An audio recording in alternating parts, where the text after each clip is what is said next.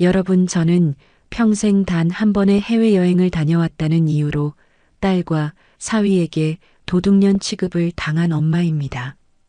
그 돈은 우리 애들 돈 아니냐, 부모가 왜 그런 데다 돈을 쓰냐, 그래서 저는요, 전화번호를 바꾸고 주소도 숨기고 그 인간들과 인연을 끊었습니다. 제가 너무한 건가요? 끝까지 들어보시겠습니까? 저는 평생을 참고 살았습니다. 결혼 후 신혼여행도 못 가봤고 친구들이 여행 간다고 해도 돈 아깝다며 집에만 있던 사람이었습니다. 그렇게 모으고 아낀 돈으로 딱 한 번 TV에서만 보던 유럽 여행을 다녀왔습니다. 그 돈은 연금, 적금, 평생 아껴 모은 순전히 제 돈이었습니다. 소박한 꿈을 이룬 것뿐인데 이단 한 번의 여행이 제 인생을 송두리째 갈라놓을 줄은 꿈에도 몰랐습니다. 여행 사진을 보던 딸의 얼굴이 갑자기 굳더군요. 엄마, 이게 얼마짜리야? 아니, 그 돈을 왜 써? 사위는 더했습니다. 장모님, 솔직히 말해서 그 돈은 나중에 우리 애들한테 갈 돈이잖아요. 순간 귀를 의심했습니다. 내가 평생을 허리띠 졸라매서 번 돈이 언제부터 자기들 돈, 손주들 돈이 되었단 말입니까? 그날 이후 저는 결심했습니다. 모든 인연을 끊기로. 저는 올해 68입니다. 평생을 이 땅에서 발붙이고 살았고 해외여행이라는 건 TV 속 이야기, 남의 이야기로만 여기며 살아왔습니다. 결혼 전에도 가난했고 결혼 후에도 넉넉하지 않았습니다. 신혼여행? 그런 거 없었습니다. 결혼식 끝나고 시댁 근처 여관에서 하룻밤 자고 다음 날부터 바로 시어머니 수발 들며 살림을 시작했습니다. 그게 제 신혼이었습니다. 남편은 성실한 사람이었지만 벌이가 넉넉하지 않았습니다. 공장 노동자로 일하며 번 돈으로 우리 가족은 근근히 살아갔습니다. 저도 일했습니다. 식당 설거지, 공장 야간 작업, 아파트 청소 남들이 안 하려는 일이면 뭐든 했습니다. 그렇게 번 돈은 아이들 학원비, 남편 병원비, 시댁 경조사비로 나갔습니다. 제 손에 쥐어지는 돈은 늘 모자랐고 저축이라는 건 꿈도 못 꿨습니다. 친구들이 가끔 만나면 여행 이야기를 했습니다. 야, 나 이번에 제주도 다녀왔어. 너도 한번 가봐. 우리 다음엔 일본 가자. 온천도 있고 좋더라. 그럴 때마다 저는 웃으며 고개를 저었습니다. 나는 됐어. 돈 아까워. 그 돈이면 애들 옷 사주지. 정말로 그렇게 생각했습니다. 여행은 사치고 제가 누릴 자격이 없는 호사라고 여겼습니다. 그게 당연한 줄 알았습니다. 딸아이와 아들을 키우며 저는 단 한 번도 제 욕심을 부린 적이 없습니다. 새 옷? 명절 때 한 벌 사면 좋겠습니다. 미용실? 집에서 남편이 대충 잘라줬습니다. 외식? 아이들 생일 때나 가끔 중국집 배달시켜 먹는 게 전부였습니다. 저는 그렇게 평생을 절약하고 참고 아끼며 살았습니다. 그게 엄마의 도리고 아내의 본분이라 믿었으니까요. 세월이 흘러 아이들이 장성했습니다. 딸은 대학을 졸업하고 괜찮은 회사에 취직했습니다. 아들도 군대를 다녀와서 직장을 잡았습니다. 남편과 저는 안도의 한숨을 쉬었습니다. 이제 우리 할 일 다 했다. 애들 다 컸다. 그때부터였습니다. 처음으로 나라는 존재에 대해 생각하기 시작한 게 남편이 먼저 세상을 떠났습니다. 60을 겨우 넘긴 나이에 갑작스러운 심근경색으로 쓰러졌습니다. 병원에 실려갔지만 소용없었습니다. 장례식장에서 저는 멍하니 서 있었습니다. 슬픔보다는 막막함이 먼저 찾아왔습니다. 이제 나 혼자네. 이제 어떻게 살지? 아이들은 각자의 삶이 있었습니다. 딸은 결혼해서 아이 둘을 키우고 있었고 아들도 곧 결혼을 앞두고 있었습니다. 장례를 치르고 정리할 게 많았습니다. 남편 명의로 된 통장, 보험, 각종 서류들 정신없이 처리하다 보니 어느새 몇 달이 흘렀습니다. 그리고 그때 깨달았습니다. 남편이 남긴 퇴직금과 보험금, 그리고 제가 평생 모은 적금을 합치면 꽤 목돈이 된다는 걸. 아이들은 당연히 그 돈을 자기들 몫으로 여기는 듯 했습니다. 딸이 먼저 말을 꺼냈습니다. 엄마, 아빠 유산 정리 다 됐어? 나중에 우리한테 얼마나 남는지 알아야 계획을 세우지. 그 말을 듣는 순간 가슴 한편이 서늘해졌습니다. 유산이라는 단어가 이렇게 낯설고 차갑게 느껴질 줄은 몰랐습니다. 저는 아직 살아있는데 아이들은 벌써 제가 죽은 후의 재산 분배를 생각하고 있었습니다. 하지만 저는 내색하지 않았습니다. 아직 정리 중이야. 엄마가 알아서 할게. 딸은 불만스러운 표정을 지었지만 더 이상 캐묻지 않았습니다. 그날 밤 저는 혼자 앉아서 생각했습니다. 나는 평생 뭘 위해 살았나? 애들 키우느라, 남편 뒷바라지하느라 내 인생은 없었네. 문득 서러움이 밀려왔습니다.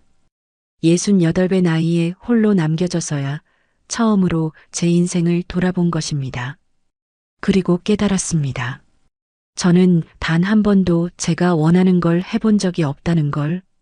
TV를 켜니 여행 프로그램이 나오고 있었습니다. 유럽의 아름다운 거리, 에펠탑, 콜로세움, 알프스의 설경 화면 속 풍경은 너무나 아름다웠습니다.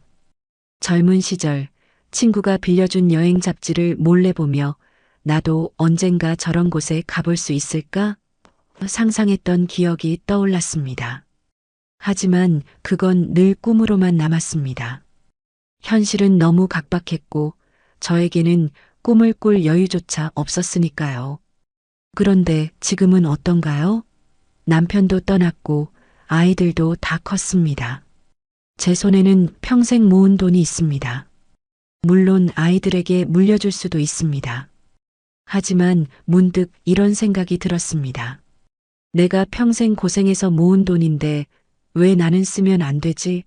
나도 한 번쯤 내가 원하는 걸 해봐도 되지 않을까? 그날부터 저는 여행을 알아보기 시작했습니다. 컴퓨터는 잘 못 다뤄서 동네 도서관에 가서 사서 선생님께 부탁했습니다. 저기요, 해외여행 정보 좀 찾아주실 수 있나요? 사서 선생님은 친절하게 여러 여행사 팸플릿을 출력해 주셨습니다. 유럽 패키지 여행, 일본 온천 여행, 동남아 휴양 여행 종류가 정말 많았습니다. 가격을 보고 깜짝 놀랐습니다. 이게 이렇게 비싸? 하지만 동시에 이런 생각도 들었습니다. 그래도 평생 한 번인데 제대로 가보자. 저는 늘 꿈꿔왔던 유럽 여행을 선택했습니다. 프랑스, 이탈리아, 스위스를 도는 2주 일정이었습니다. 가격은 500만 원 정도였습니다. 적지 않은 돈이었지만 제 적금 통장에는 그보다 훨씬 많은 돈이 있었습니다. 여행사에 전화를 걸 때 손이 떨렸습니다. 저기요, 유럽 여행 신청하고 싶은데요. 네, 고객님. 언제 출발 예정이신가요? 다음 달 가능할까요? 네, 가능합니다. 성함이랑 연락처 알려주시겠어요? 통화를 끝내고 전화를 내려놓는데 심장이 마구 뛰었습니다. 내가 진짜 해외여행을 가는구나. 꿈만 꾸던 유럽을 가는 거야. 하지만 아이들에게는 차마 말할 수가 없었습니다. 애들한테 말하면 뭐라고 하려나? 돈 아깝다고 하겠지. 그 돈이면 손주들 학원비 될 수 있다고 하겠지. 그래서 저는 아무에게도 말하지 않았습니다. 여권을 만들러 갈 때도, 여행 가방을 살 때도, 환전을 할 때도 혼자서 조용히 준비했습니다. 출발 전날 밤, 저는 여행 가방 앞에 앉아서 짐을 쌌습니다. 새로 산 옷가지들, 세면도구, 상비약 하나하나 챙기면서 실감이 났습니다. 내일이면 비행기를 타는구나. 내일이면 바다 건너 먼 나라에 가는 거야. 잠이 오지 않았습니다. 설렘과 두근거림으로 밤을 지새웠습니다. 공항에 도착했을 때의 느낌은 평생 잊을 수 없을 것 같습니다. 이렇게 많은 사람들이, 이렇게 큰 비행기들이, 이렇게 넓은 공간이 모든 게 신기하고 낯설었습니다. 여행사 가이드를 따라 체크인을 하고 출국 심사를 받고 탑승구로 향했습니다. 비행기에 오를 때는 다리가 후들거렸습니다. 내가 정말 비행기를 타는구나. 이륙하는 순간 창밖으로 점점 작아지는 서울의 야경을 보며 눈물이 났습니다. 기쁨인지 안도인지 뭔지 모를 감정이 복받쳐 올랐습니다. 엄마, 나 해냈어. 평생 꿈꿔왔던 여행을 해. 옆자리 승객이 이상하게 쳐다봤지만 신경 쓰지 않았습니다. 저는 그저 창밖을 보며 조용히 울었습니다. 파리에 도착한 건 새벽이었습니다. 호텔에 짐을 풀고 잠깐 눈을 붙인 후 가이드를 따라 시내 관광을 시작했습니다. 에펠탑을 직접 눈으로 봤을 때 저는 그 자리에 멈춰 섰습니다. TV에서만 보던, 사진으로만 보던 그 탑이 제 눈앞에 우뚝 서 있었습니다. 이게 진짜구나. 내가 정말 파리에 와 있는 거야. 루브르 박물관에서 모나리자를 봤습니다. 베르사유 궁전의 화려함에 입을 다물지 못했습니다. 센 강변을 걸으며 바게트를 베어 물었습니다. 모든 순간이 꿈만 같았습니다. 이게 내 인생이 맞나? 68 할머니가 혼자서 파리를 걷고 있다니. 이탈리아로 넘어갔습니다. 로마의 콜로세움, 트레비 분수, 바티칸의 시스티나 성당 역사책에서만 보던 곳들을 직접 밟았습니다. 피렌체의 좁은 골목길을 걸으며 젤라또를 먹었습니다. 베네치아의 곤돌라를 타고 운하를 지나갔습니다. 매 순간이 경이로웠습니다. 스위스의 알프스를 봤을 때는 또 한 번 눈물이 났습니다. 만년설로 덮인 산봉우리, 맑디 맑은 호수, 끝없이 펼쳐진 초원, 이렇게 아름다운 풍경이 세상에 존재한다는 게 믿기지 않았습니다. 하느님, 제가 죽기 전에 이런 걸 볼 수 있게 해주셔서 감사합니다. 마음속으로 기도했습니다. 여행 내내 저는 사진을 찍었습니다. 서툴지만 핸드폰으로 열심히 찍었습니다. 에펠탑 앞에서, 콜로세움 앞에서, 알프스를 배경으로 가이드님께 부탁해서 제 모습도 담았습니다. 돌아가서 딸한테 보여줘야지. 엄마가 이런 멋진 곳에 다녀왔다고 자랑해야지. 그때만 해도 저는 딸이 기뻐할 거라 생각했습니다. 여행사 일정에 포함되지 않은 곳도 혼자 다녀왔습니다.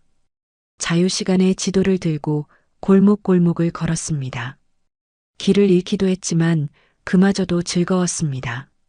현지 사람들에게 영어도 아닌 한국어로 길을 물으면서도 손짓 발짓으로 소통했습니다.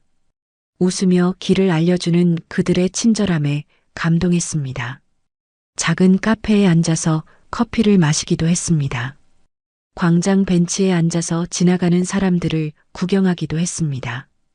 교회에 들어가 조용히 앉아 기도하기도 했습니다. 이게 여행이구나. 이게 자유구나. 이게 내 시간이구나.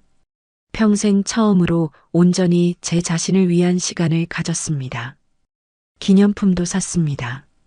딸과 손주들을 위한 선물, 아들을 위한 선물 가격표를 보며 고민하다가도 에이, 그냥 사자 하고 결제했습니다.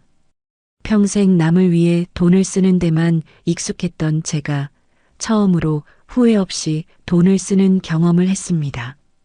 2주가 어떻게 지나갔는지 모를 정도로 빨랐습니다. 귀국 비행기에 오를 때는 아쉬움이 컸습니다. 벌써 끝이야? 조금만 더 있고 싶은데. 하지만 동시에 뿌듯함도 느꼈습니다. 그래도 나 해냈어. 평생 소원을 이뤘어. 인천공항에 도착해서 입국 심사를 받고 나오는데 익숙한 한글 간판들이 반갑기도 하고 낯설기도 했습니다. 나 진짜 다녀온 거 맞지? 꿈 아니지? 가방 속 여권과 탑승권을 만지작거리며 확인했습니다. 네, 진짜였습니다. 저는 정말로 유럽에 다녀온 것이었습니다. 집에 돌아와서 가방을 풀며 여행의 여운에 젖었습니다. 기념품들을 하나하나 꺼내며 그때의 순간들을 떠올렸습니다. 사진들을 컴퓨터로 옮기며 다시 한번 추억을 곱씹었습니다. 정말 행복했어. 평생 이렇게 행복해 본 적 없었어. 다음 날 딸에게 전화를 걸었습니다. 딸아, 엄마가 선물 사왔어. 저녁 때 한번 들러. 선물? 무슨 선물? 그냥 와봐. 깜짝 선물이야. 저는 딸이 기뻐할 거라 기대하며 저녁 준비를 했습니다. 딸이 좋아하는 음식도 만들고 손주들 선물도 예쁘게 포장했습니다. 저녁 무렵 딸과 사위, 손주들이 함께 왔습니다. 아이들은 할머니 하며 달려왔고 저는 아이들을 안아주며 기념품을 건넸습니다. 이거 프랑스에서 사온 거야. 이건 이탈리아에서 산 거고. 아이들은 신기해하며 선물을 뜯어봤습니다. 딸이 물었습니다. 엄마, 프랑스? 이탈리아? 이게 뭔 소리야? 엄마가 여행 다녀왔어. 유럽 여행. 뭐? 딸의 얼굴이 순식간에 굳었습니다. 사위도 놀란 표정으로 저를 쳐다봤습니다. 엄마가 언제 유럽 여행을? 지난 2주 동안. 진짜 좋았어. 사진 보여줄까? 저는 핸드폰을 꺼내며 사진들을 보여주려 했습니다. 에펠탑 앞에서 찍은 사진, 콜로세움 앞에서 찍은 사진, 알프스를 배경으로 한 사진들. 하지만 딸의 반응은 제 예상과 완전히 달랐습니다. 딸은 사진을 보더니 얼굴이 점점 굳어갔습니다. 그리고 조심스럽게 하지만 날카로운 목소리로 물었습니다. 엄마, 이게 얼마짜리야? 그 순간 저는 뭔가 잘못되고 있음을 직감했습니다. 딸의 눈빛이 달라져 있었습니다. 그건 기쁨이나 자랑스러움이 아니었습니다. 그건 분노와 배신감이었습니다. 얼마냐고? 딸의 목소리가 높아졌습니다. 엄마, 유럽 여행이면 몇백은 들었을 텐데 500 정도 500? 500만 원? 딸이 소리를 질렀습니다. 손주들이 깜짝 놀라 울음을 터뜨렸습니다. 아니, 그 돈을 왜 써? 왜? 딸의 목소리에는 믿을 수 없다는 듯한 배신감이 가득했습니다. 저는 당황해서 말을 더듬었습니다. 엄마가 평생 한 번도 여행을 못 가봤잖아. 그래서 500만 원을? 딸이 비웃듯 말했습니다. 엄마, 정신 차려. 그 돈이 어디서 나온 돈인데. 아빠가 평생 고생해서 번 돈이고 엄마가 모은 돈이잖아. 그게 나중에 누구한테 갈 돈인데. 그 말을 듣는 순간 제 머릿속이 하얘졌습니다. 나중에 누구한테 갈 돈이라니. 제가 평생 모은 돈이 언제부터 딸의 돈이 되었단 말입니까? 이단 한 번의 여행이 이렇게 큰 비극의 시작이 될 줄은 꿈에도 몰랐습니다. 딸의 목소리는 점점 더 커졌습니다. 손주들은 이미 겁에 질려 울고 있었고 사위는 옆에서 팔짱을 끼고 저를 노려보고 있었습니다. 저는 어떻게 대응해야 할지 몰라 그저 멍하니 서 있었습니다. 이게 무슨 상황인지, 왜 딸이 이렇게 화를 내는지 이해할 수가 없었습니다. 엄마, 대체 무슨 생각으로 그런 거야? 딸이 다시 물었습니다.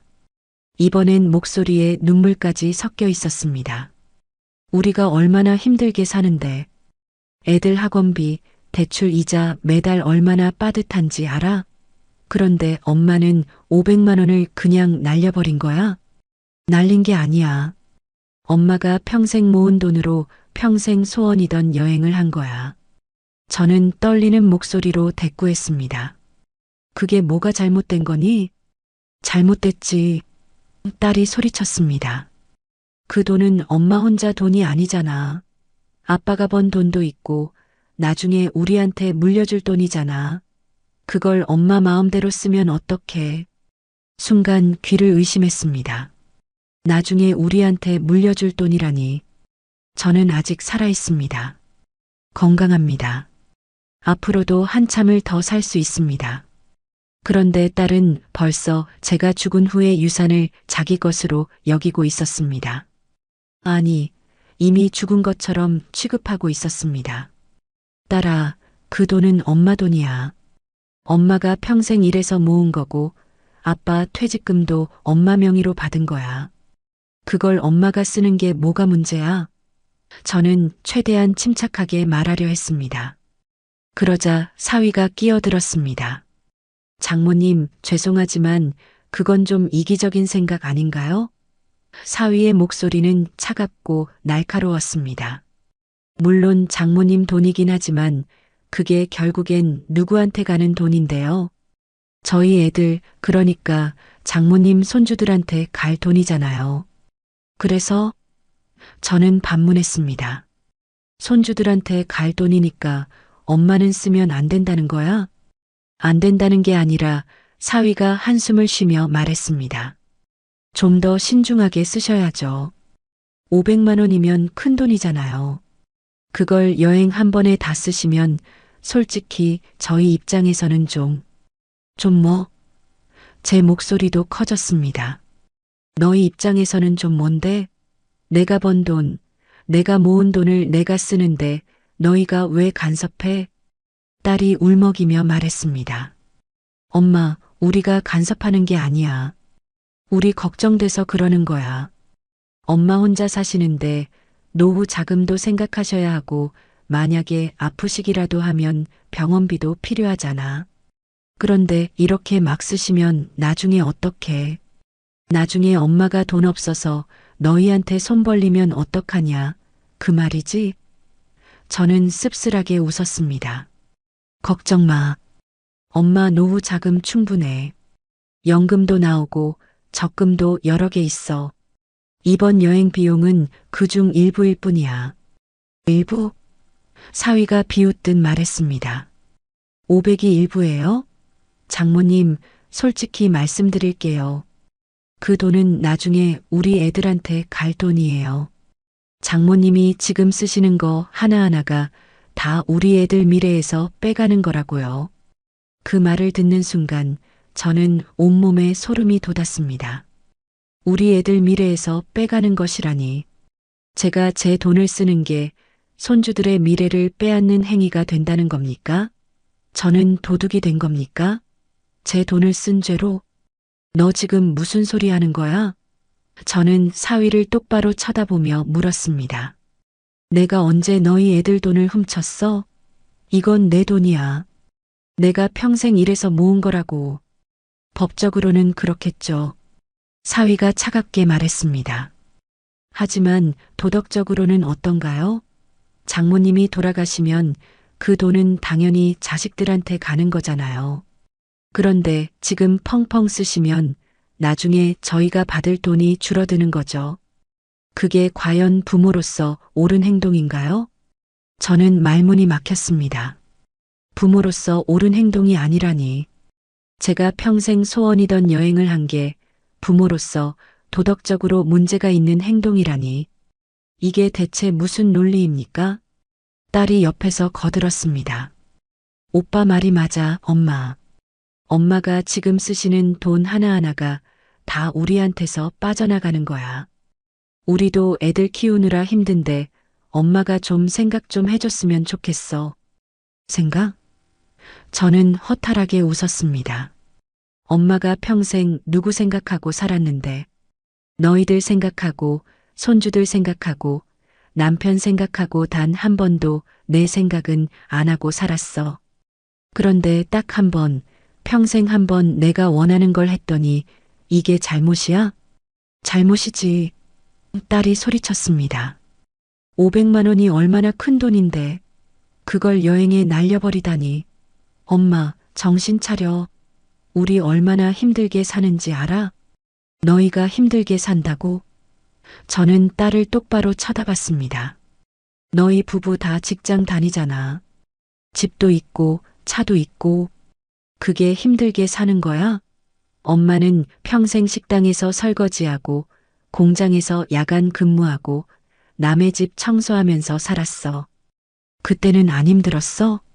딸이 입술을 깨물었습니다. 그건 그때는 그랬지만 지금은 달라. 물가도 오르고 애들 교육비도 만만치 않고 그래서 저는 되물었습니다. 그러니까 엄마 돈을 너희가 쓰겠다는 거야? 엄마는 쓰지 말고 쓰지 말라는 게 아니라 딸이 다급하게 말했습니다. 좀 아껴 쓰라는 거지. 500만 원을 여행 한 번에 다 날리지 말고 그 돈으로 애들 학원비라도 보태주면 안 돼? 아, 이제야 본심이 나왔습니다. 결국은 돈이었습니다. 제가 제 돈을 쓰는 게 문제가 아니라 그 돈이 자기들한테 오지 않는 게 문제였던 겁니다. 딸과 사위는 처음부터 제 돈을 자기들 돈으로 여기고 있었던 겁니다. 엄마가 손주들 학원비를 대야 하는 이유가 뭔데? 저는 조용히 물었습니다. 그건 너희 부모로서 책임 아니야? 왜 엄마한테 손주 교육비를 요구해? 요구하는 게 아니라 사위가 말했습니다. 그냥 도와주실 수 있으면 도와주시는 게 좋지 않겠냐는 거예요. 조부모로서 의무는 다했어. 저는 단호하게 말했습니다. 애들 돌봐주는 것도 해주고 명절 때 용돈도 줬어. 그 이상을 바라는 건 욕심이야. 딸의 얼굴이 일그러졌습니다. 욕심? 우리가 욕심을 부린다고? 엄마, 우리가 언제 엄마한테 뭘 바란 적 있어? 그냥 엄마가 돈을 함부로 쓰지 말아달라는 거잖아. 함부로? 저는 웃음이 나왔습니다. 평생 소원이던 여행을 가는 게 함부로 쓰는 거야? 그럼 뭐가 제대로 쓰는 거야? 너희한테 다 갖다 바치는 게 제대로 쓰는 거야? 엄마, 딸이 울먹였습니다. 왜 그렇게 말해? 우리가 뭘 잘못했다고. 우리는 그냥 엄마 생각해서 하는 말인데. 내 생각? 저는 허탈하게 웃었습니다. 내 생각을 한다면서 왜 내가 행복해하는 걸 못마땅해 해? 엄마가 평생 처음으로 여행 다녀왔는데 왜 기뻐해주지는 못할 망정 돈 타령을 해? 사위가 냉소적으로 말했습니다. 장모님 현실을 보세요. 장모님 나이가 몇인데 이제 와서 여행이 뭐가 그리 중요해요? 그 돈이면 손주들 미래에 투자하는 게 훨씬 의미 있는 일 아닌가요? 그 말을 듣는 순간 뭔가가 제 안에서 끊어지는 소리가 들렸습니다. 장모님 나이가 몇인데 이제 와서 여행이 뭐가 그리 중요해요? 이 말 속에는 수많은 의미가 담겨 있었습니다. 늙은이는 꿈꿀 자격이 없다. 늙은이는 즐길 자격이 없다. 늙은이는 그저 자식들을 위해 돈을 모아뒀다가 죽을 때 물려주는 것이 의무다. 내 나이가 68이야. 저는 천천히 말했습니다. 아직도 한참 살아야 해. 10년, 20년, 어쩌면 30년도 더 살 수 있어. 그런데 그 시간을 어떻게 보내야 하는데? 그냥 방구석에 틀어박혀서 돈만 세고 있어야 해? 너희가 내 돈 쓸 생각만 하면서? 딸이 눈물을 닦으며 말했습니다. 엄마, 우리가 그런 뜻으로 한 말이 아니야. 그냥 좀 더 신중하게 쓰라는 거지. 500만 원이면 정말 큰 돈이잖아. 너희한테는 큰 돈이겠지. 안 생기는 돈이니까. 저는 차갑게 말했습니다. 하지만 나한테는 평생의 꿈을 이루기 위한 돈이었어. 그 가치는 돈으로 환산할 수 없어. 가치? 사위가 비웃었습니다. 여행 한 번 다녀온 게 무슨 가치예요? 그냥 돈 날린 거지. 그 돈이면 애들 영어 학원 1년은 보낼 수 있는데. 그럼 너희가 벌어서 보내. 저는 단호하게 말했습니다. 내 돈으로 기대하지 말고. 딸이 흐느끼기 시작했습니다. 엄마가 왜 이래? 우리한테 왜 이렇게 매정해? 내가 매정해? 저는 기가 막혔습니다. 내가 평생 너희를 위해 살았는데 단 한 번 나를 위해 돈을 쓴 게 매정한 거야? 그럼 너희는 뭐야? 엄마 돈을 자기 돈으로 여기면서 엄마가 쓰는 걸 못마땅해 하는 건 매정한 게 아니야? 사위가 팔짱을 끼고 말했습니다. 장모님, 솔직히 말씀드릴게요. 저희는 장모님이 돈을 좀 더 계획적으로 쓰셨으면 해요. 나중에 요양원 가시거나 병원비 필요하시면 어떡하시려고요? 그럼 결국 저희가 부담해야 하는데. 걱정 마. 저는 웃으며 말했습니다. 내 노후는 내가 알아서 할게. 너희한테 손 안 벌칠 테니까. 그러니까 내 돈에 신경 끄고 살아. 딸이 소리쳤습니다. 엄마, 우리가 엄마 돈에 신경 쓰는 게 아니야. 엄마 걱정돼서 그러는 거라고. 걱정? 저는 차갑게 웃었습니다. 걱정이 이런 거야? 엄마가 여행 다녀왔다고 돈 타령하고 그 돈이 손주들 돈이라고 따지는 게 걱정이야? 사위가 한숨을 쉬며 말했습니다. 장모님, 저희가 이해가 안 가시나 봐요. 좋아요. 그럼 이렇게 물어볼게요. 장모님이 돌아가시면 그 돈은 어디로 가요? 너희한테 가겠지. 저는 담담하게 말했습니다. 법적으로 그렇게 돼 있으니까. 그럼 됐잖아요. 사위가 말했습니다. 결국 저희 돈이 될 건데 지금 함부로 쓰시면 곤란하죠. 저희 입장도 좀 생각해 주세요. 저는 사위를 똑바로 쳐다봤습니다. 그 눈빛에는 조금의 미안함도 부끄러움도 없었습니다. 그는 정말로 제 돈을 자기 돈으로 여기고 있었습니다. 그리고 그게 당연하다고 생각하고 있었습니다. 너희 입장?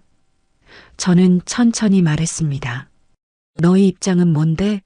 장모가 빨리 죽어서 돈 물려받기를 바라는 입장? 장모님, 사위가 소리쳤습니다. 그게 무슨 말씀이세요? 아니면 뭐야?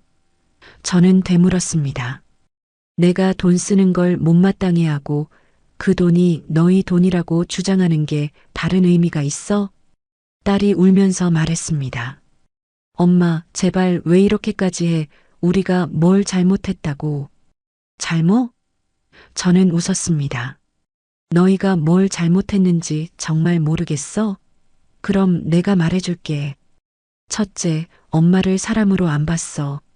그냥 돈 모아두는 기계로 봤지. 둘째, 엄마 돈을 엄마 돈으로 안 봤어. 벌써부터 너희 돈으로 여기고 있었지. 셋째, 엄마가 평생 처음으로 행복해하는 걸 망쳤어.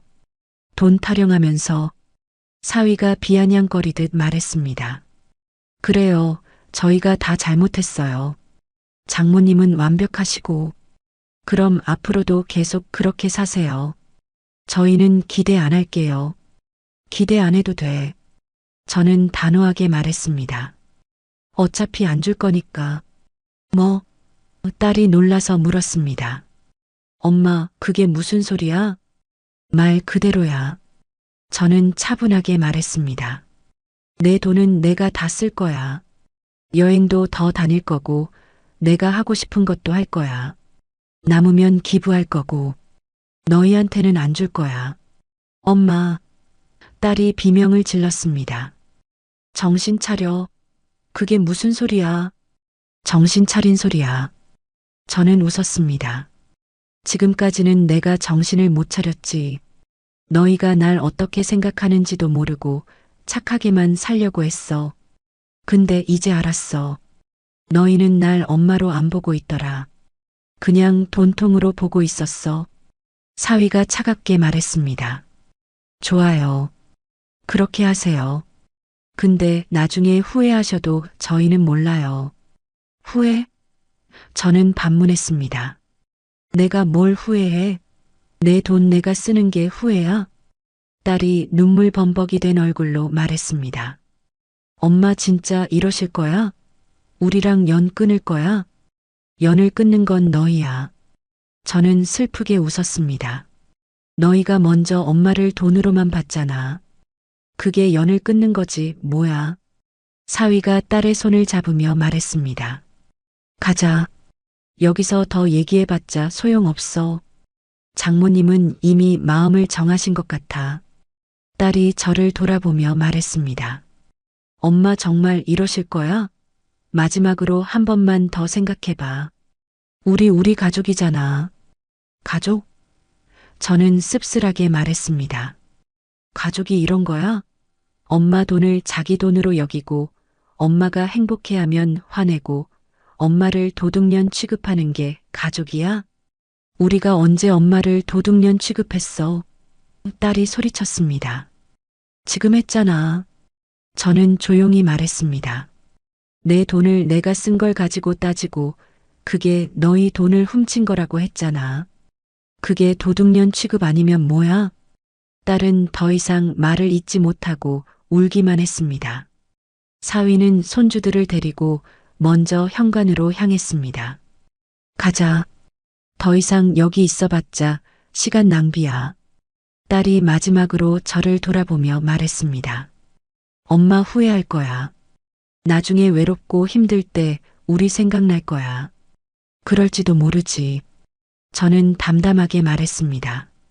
하지만 지금보다는 덜 외로울 것 같아. 적어도 내 돈을 노리는 사람들 눈치 안 보고 살 수 있으니까. 딸은 더 이상 아무 말도 하지 않고 문을 나갔습니다. 쿵 하는 소리와 함께 현관문이 닫혔습니다. 그리고 고요함이 찾아왔습니다. 저는 그 자리에 주저앉아 한참을 멍하니 있었습니다. 식탁 위에는 제가 사온 기념품들이 그대로 놓여 있었습니다. 에펠탑 모형, 베네치아 가면, 스위스 초콜릿 사랑하는 딸과 손주들을 생각하며 정성껏 고른 선물들이었습니다. 하지만 이제 그 선물들은 아무 의미가 없어 보였습니다. 저는 핸드폰을 꺼내 여행 사진들을 다시 봤습니다. 에펠탑 앞에서 환하게 웃고 있는 제 모습, 알프스를 배경으로 행복해하는 제 얼굴 그 순간들은 진짜였습니다. 진짜 행복이었습니다. 그런데 그 행복이 이렇게 큰 불행을 가져올 줄은 몰랐습니다. 내가 잘못한 걸까? 스스로에게 물었습니다. 내 돈을 내가 쓴 게 정말 잘못된 걸까? 평생 소원을 이룬 게 이기적인 걸까? 하지만 아무리 생각해도 제가 잘못한 건 없었습니다. 저는 제 돈으로 제 꿈을 이룬 것 뿐이었습니다. 그날 밤 저는 잠을 이룰 수가 없었습니다. 딸의 목소리가 귓가에 맴돌았습니다. 그 돈은 우리 애들 돈이야. 엄마가 왜 그런 데다 돈을 써? 우리 얼마나 힘들게 사는데. 사위의 냉소적인 목소리도 들렸습니다. 장모님 나이가 몇인데 이제 와서 여행이 뭐가 그리 중요해요? 새벽 내내 뒤척이다가 해가 뜰 무렵 저는 결심했습니다. 이렇게는 못 살겠다. 딸과 사위의 눈치를 보며 제 돈을 쓸 때마다 죄책감을 느끼며 사는 건 너무 괴로웠습니다. 저는 자유롭고 싶었습니다. 제 인생의 주인으로 살고 싶었습니다. 다음 날 아침 저는 은행에 갔습니다. 그리고 딸이 알고 있는 통장 몇 개를 정리했습니다. 새로운 통장을 만들고 딸이 모르는 계좌로 돈을 옮겼습니다. 유언장도 다시 작성했습니다. 재산은 전액 자선단체에 기부한다고 명시했습니다. 그리고 가장 중요한 결정을 했습니다. 전화번호를 바꾸기로 한 것입니다. 딸과 사위가 제 새 번호를 알 수 없도록 완전히 차단하기로 했습니다. 주소도 비공개 처리했습니다. 혹시라도 찾아올까봐. 모든 준비를 마치고 저는 딸에게 마지막 문자를 보냈습니다. 내 돈은 내 인생에 쓴다. 더는 엄마 찾지 마라. 그리고 바로 번호를 차단했습니다. 전화번호를 바꾸고 새로운 유심칩을 넣었습니다. 그렇게 저는 딸과 사위, 그리고 손주들과의 인연을 끊었습니다. 마음이 아팠습니다. 손주들의 웃는 얼굴이 떠올랐습니다. 하지만 어쩔 수 없었습니다. 제 자존심을 지키기 위해서는 이 선택이 필요했습니다. 그날 이후 딸에게서 연락이 왔는지는 모릅니다. 이미 번호를 바꿨으니까요. 어쩌면 집을 찾아왔을지도 모릅니다. 하지만 저는 일부러 며칠간 집을 비웠습니다. 친구 집에 머물며 마음을 정리했습니다. 친구는 제 이야기를 듣고 놀랐습니다. 아니, 딸이 그렇게까지 했어? 너무 심한 거 아니야? 그치? 나도 믿기지가 않아. 그래도 자식인데 완전히 인연을 끊는 건 너무한 거 아니야? 나도 고민 많이 했어. 하지만 이렇게라도 안 하면 난 평생 저 인간들 눈치 보며 살아야 해. 친구는 한숨을 쉬며 말했습니다. 요즘 세상이 참 각박해졌어. 자식들이 부모 재산만 노리고 예전에는 상상도 못했던 일이야. 그러니까 나도 설마 우리 딸이 그럴 줄은 몰랐지. 일주일 후 저는 집으로 돌아왔습니다. 현관문 앞에 메모지가 붙어 있었습니다. 딸의 필체였습니다. 엄마, 전화 좀 받아요. 우리 얘기 좀 하자. 하지만 저는 그 메모지를 찢어버렸습니다. 더 이상 할 얘기는 없었습니다. 그날 밤 저는 여행 앨범을 다시 펼쳐봤습니다. 아름다웠던 유럽의 풍경들, 행복했던 순간들, 그리고 다짐했습니다. 다시는 누구 눈치 보지 않고 살겠다. 내 인생은 내가 산다. 이것이 제가 딸과 사위에게 배신당한 날, 그리고 제 인생을 되찾기로 결심한 날의 이야기입니다. 딸과 사위가 떠난 후 며칠간 저는 그들의 말을 곱씹었습니다. 특히 사위가 한 말이 계속 머릿속을 맴돌았습니다. 그 돈은 나중에 우리 애들한테 갈 돈이잖아요. 이 문장 하나가 제 존재 전체를 부정하는 것처럼 느껴졌습니다. 저는 더 이상 살아있는 사람이 아니었습니다. 그저 언젠가 죽을 사람, 그리고 그때 재산을 물려줄 사람일 뿐이었습니다. 밤마다 잠들기 전 그날의 장면이 생생하게 떠올랐습니다. 딸의 일그러진 얼굴, 사위의 차가운 눈빛, 그리고 무엇보다 그들의 입에서 나온 말들. 엄마 나이가 몇인데 이제 와서 여행이 뭐가 그리 중요해요? 이 말은 단순히 여행을 폄하하는 게 아니었습니다. 제 꿈을, 제 행복을, 제 존재 자체를 부정하는 말이었습니다. 저는 68입니다. 평균 수명으로 따지면 앞으로 한 15년에서 20년은 더 살 수 있는 나이입니다. 건강도 괜찮습니다. 무릎이 조금 아프긴 하지만 일상생활에는 지장이 없습니다. 머리도 또렷하고 혼자 살아가는데 아무런 문제가 없습니다. 그런데 사위의 말투에서는 저를 이미 끝난 사람으로 취급하는 느낌이 강하게 들었습니다. 나이가 몇인데? 이 말 속에는 여러 의미가 담겨 있었습니다. 이제 늙었으니 꿈꿀 자격이 없다. 이제 늙었으니 즐길 자격이 없다. 이제 늙었으니 그냥 조용히 있다가 죽어라. 그리고 가장 중요한 것, 이제 늙었으니 돈 쓰지 말고 모아뒀다가 우리한테 줘라. 저는 이 말을 들으며 제가 인간이 아닌 물건처럼 취급받고 있다는 걸 깨달았습니다. 다음 날 저는 동네 카페에 앉아서 주변 사람들을 관찰했습니다. 젊은 커플들이 웃으며 데이트를 하고 있었고 대학생으로 보이는 아이들이 노트북을 펼쳐놓고 과제를 하고 있었습니다. 중년의 부부가 여행 계획을 세우며 지도를 보고 있었습니다.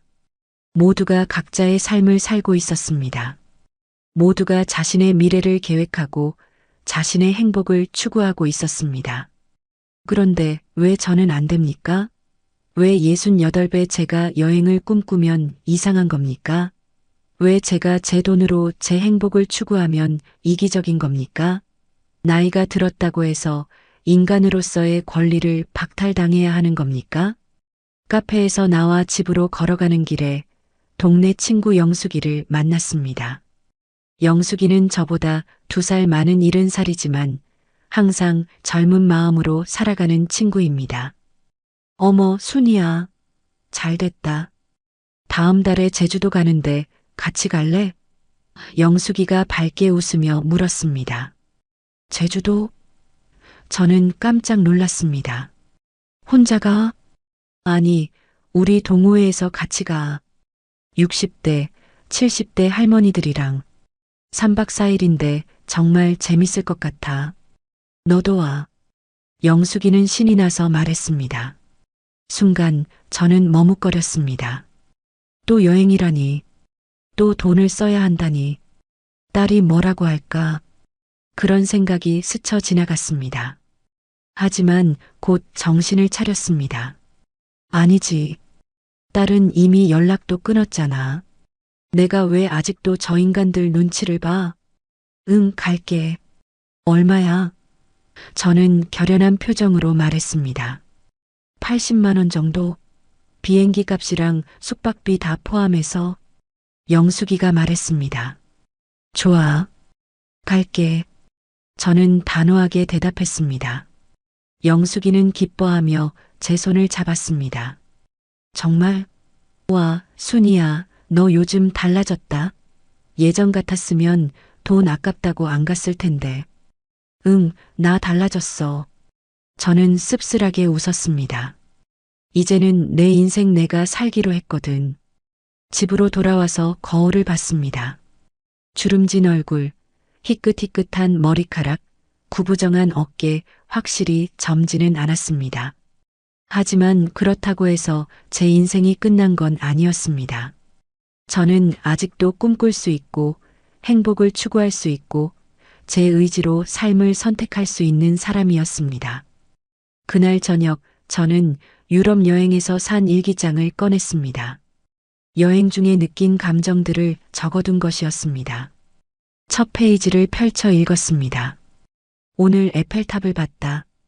평생 꿈꿔왔던 그 탑을. 눈물이 났다. 기쁨의 눈물이었다. 나도 할 수 있구나. 나도 행복할 수 있구나. 이 문장을 읽으며 다시 한번 깨달았습니다. 저는 잘못한 게 없다고. 며칠 후 동네 슈퍼마켓에서 장을 보던 중 우연히 딸의 친구를 만났습니다. 어머니, 오랜만이에요. 그녀는 반갑게 인사했습니다. 딸과 대학 때부터 친했던 지은이었습니다. 그래, 지은아. 잘 지내니? 저는 최대한 밝게 웃으며 대답했습니다. 네, 그런데 어머니 혹시 수진이 딸 이름랑 연락하세요? 수진이가 요즘 어머니한테 연락이 안 된다고 걱정하던데요. 지은이가 조심스럽게 물었습니다. 아, 그래. 저는 담담하게 말했습니다. 우리 일이 좀 있어서. 괜찮아. 무슨 일이세요? 수진이가 많이 걱정하던데 지은이가 걱정스러운 표정을 지었습니다. 저는 잠시 망설였습니다. 이 일을 남에게 말해야 하나. 하지만 결국 입을 열었습니다. 지은아, 솔직히 말할게. 나 유럽 여행 다녀왔거든. 평생 소원이었어. 그런데 수진이랑 사위가 그걸 가지고 난리를 쳤어. 내 돈을 왜 쓰냐고, 그건 손주들 돈이라고. 지은이의 얼굴이 굳었습니다. 네, 그게 무슨. 그 사람들은 내 돈을 벌써부터 자기들 돈으로 여기고 있더라. 저는 씁쓸하게 웃었습니다. 내가 평생 모은 돈인데 말이야. 그래서 나 연락 끊었어. 번호도 바꿨고. 지은이는 한동안 말을 잇지 못했습니다. 어머니, 그건 좀 수진이가 너무한 거 아닌가요? 그치? 저는 고개를 끄덕였습니다. 나도 그렇게 생각해. 근데 지은아, 너는 어떻게 생각해? 부모가 자기 돈을 쓰는 게 잘못된 거야? 당연히 아니죠. 지은이가 단호하게 말했습니다. 어머니 돈인데 어머니가 쓰시는 게 당연하죠. 수진이가 요즘 좀 예민한가 봐요. 애들 교육비 때문에 스트레스가 많거든요. 그게 나랑 무슨 상관이야? 저는 반문했습니다. 자기 애들 교육비는 자기들이 벌어서 대야지. 왜 내 돈을 기대해? 지은이는 대답하지 못했습니다. 그녀도 속으로는 딸이 잘못했다는 걸 알고 있는 듯 했습니다. 어머니 그래도 모녀 사이인데 너무 멀리 가시는 건 아닌지. 멀리 간 건 수진이야. 저는 차갑게 말했습니다. 날 엄마로 안 보고 ATM기로 본 순간부터 이미 멀리 간 거지. 집에 돌아와서 저는 소파에 앉아 생각에 잠겼습니다. 지은이와의 대화를 떠올리며 다시 한번 확신했습니다. 제가 잘못한 게 아니라고. 딸과 사위가 잘못한 거라고. 그런데 왜 이렇게 가슴이 아픈 걸까요? 왜 이렇게 억울한 걸까요? 저는 평생을 착하게 희생하며 살았습니다. 남편을 위해, 자식들을 위해, 시댁을 위해 단 한 번도 제 자신을 위해 살아본 적이 없었습니다. 그런데 딱 한 번, 평생 한 번 제 소원을 이뤘더니 도둑년 취급을 당했습니다. 도둑년. 이 단어가 계속 머릿속을 맴돌았습니다. 사위는 직접적으로 이 말을 하지 않았지만 그의 말투와 태도에서 그런 느낌이 강하게 전해졌습니다. 장모님이 지금 쓰시는 거 하나하나가 다 우리 애들 미래에서 빼가는 거라고요. 이 말은 결국 제가 손주들의 돈을 훔치고 있다는 뜻 아닙니까? 저는 도둑이 아닙니다. 저는 평생을 정직하게, 성실하게 살았습니다. 남의 것을 탐낸 적도 없고 부정한 방법으로 돈을 번 적도 없습니다. 그저 열심히 일하고 아끼고 모아서 지금의 돈을 만들었습니다. 그런데 그 돈을 제가 쓴다고 해서 도둑이 되어야 합니까? 며칠 후 저는 법률 상담을 받기로 했습니다. 동사무소에서 무료 법률 상담을 한다기에 찾아갔습니다. 젊은 변호사가 저를 맞이했습니다. 어르신, 무엇을 도와드릴까요? 저는 제 상황을 설명했습니다. 딸과 사위가 제 돈을 자기들 것으로 여기고 제가 쓰는 걸 문제 삼는다고. 그래서 연락을 끊었고 재산을 기부하기로 했다고. 변호사는 제 말을 듣고 고개를 끄덕였습니다. 어르신, 법적으로는 전혀 문제가 없으십니다. 어르신의 재산은 어르신 것이고 어떻게 쓰시든 어르신의 자유입니다. 유언장도 잘 작성하셨으면 법적 효력이 있습니다. 그럼 내가 잘못한 게 아니네요? 저는 안도의 한숨을 쉬었습니다. 물론입니다. 변호사가 말했습니다. 오히려 자녀분들이 부모님의 재산을 미리 자기 것으로 여기는 게 문제죠. 법적으로는 부모님이 살아계신 동안 그 재산은 100% 부모님 것입니다. 고맙습니다. 저는 진심으로 감사했습니다. 누군가가 제 편을 들어주니 마음이 한결 가벼워졌습니다. 집으로 돌아오는 길에 문득 이런 생각이 들었습니다. 나는 왜 이렇게까지 확인받고 싶어 하는 걸까? 왜 계속 내가 잘못하지 않았다는 걸 확인받아야 하는 걸까? 그리고 깨달았습니다. 평생을 착하게만 살아온 사람이라서 그런 거라고. 평생을 남의 눈치를 보며 살아온 사람이라서 이렇게 당당하게 제 권리를 주장하는 게 낯설고 불안한 거다고. 저녁 무렵 영숙이에게서 전화가 왔습니다. 순이야, 제주도 여행 신청했어. 우리 정말 재밌게 놀자. 응, 고마워 영숙아. 저는 웃으며 대답했습니다. 그런데 순이야, 영숙이가 조심스럽게 말을 꺼냈습니다. 딸이랑 화해는 안 할 거야? 화해? 저는 웃었습니다. 화해하려면 잘못을 인정해야 하는데 나는 잘못한 게 없어. 그래도 딸인데 영숙이가 걱정스럽게 말했습니다. 영숙아, 저는 진지하게 말했습니다. 나 있잖아. 평생 참고 살았어. 평생 착하게만 살았어. 그런데 딱 한 번, 평생 한 번 내가 원하는 걸 했더니 날 도둑 취급하더라. 그게 딸이야? 그게 가족이야? 영숙이는 한참 침묵하다가 말했습니다. 순이야, 내 마음 이해해. 나도 내 입장이었으면 화났을 것 같아. 그치? 저는 안도했습니다. 내가 이상한 게 아니지? 아니야, 전혀. 영숙이가 단호하게 말했습니다. 내 딸이 이상한 거지. 요즘 애들이 너무 각박해졌어. 전화를 끊고 저는 창밖을 바라봤습니다. 해가 지고 있었습니다. 붉은 노을이 하늘을 물들이고 있었습니다. 아름다운 풍경이었지만 제 마음은 여전히 무거웠습니다. 내가 진짜 잘못한 게 없을까? 스스로에게 되묻고 또 되물었습니다. 하지만 아무리 생각해도 답은 같았습니다. 저는 잘못하지 않았습니다. 제 돈을 제가 쓴 것뿐입니다. 제 꿈을 이룬 것뿐입니다. 그날 밤 저는 또다시 잠을 이루지 못했습니다. 딸의 얼굴이 떠올랐습니다. 어린 시절 제 품에 안겨 자던 딸, 학교에서 상을 타고 와서 자랑하던 딸, 결혼식 날 행복한 얼굴로 웃던 딸, 그 딸이 어느새 저를 돈으로만 보는 사람이 되어 있었습니다. 어디서부터 잘못된 걸까? 저는 생각했습니다. 제가 너무 많이 해준 게 문제였을까? 딸이 원하는 건 뭐든 들어주려고 했던 게 잘못이었을까? 아니면 사위가 문제일까? 사위가 딸을 변하게 만든 걸까? 하지만 누구의 잘못인지는 중요하지 않았습니다. 중요한 건 지금 제가 느끼는 이 모멸감이었습니다. 평생을 희생하며 살았는데 그 끝에 도둑년 취급을 받는 이 억울함이었습니다. 다음 날 아침 저는 일찍 일어나 산책을 나갔습니다. 동네 뒷산을 걷다가 벤치에 앉아 쉬었습니다. 아침 햇살이 따뜻했습니다. 새들이 지저귀고 있었습니다. 평화로운 아침이었습니다.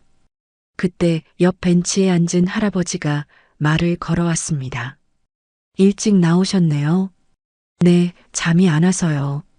저는 웃으며 대답했습니다. 나이 들면 잠이 없어져요. 할아버지가 웃으며 말했습니다. 고민 있으세요? 얼굴에 쓰여 있네요.